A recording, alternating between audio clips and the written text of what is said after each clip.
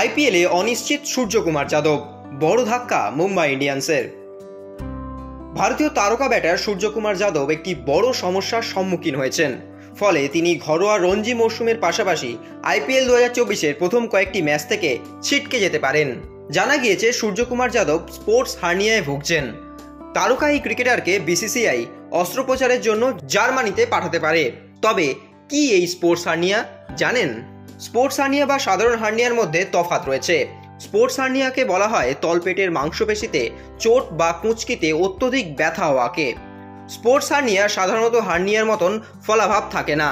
ক্রীড়াবিদদের sports hernia হলে মাঠে খেলতে নামলেই শুরু হয়ে যায় ব্যথা।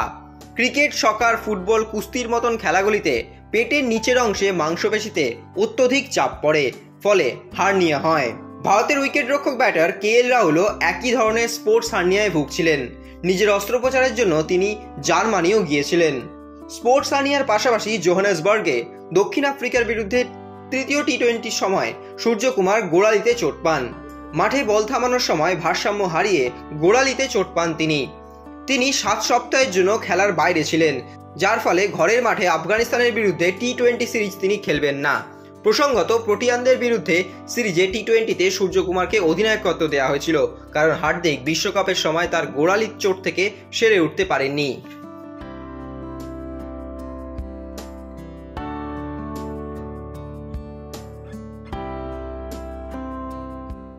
Extra time.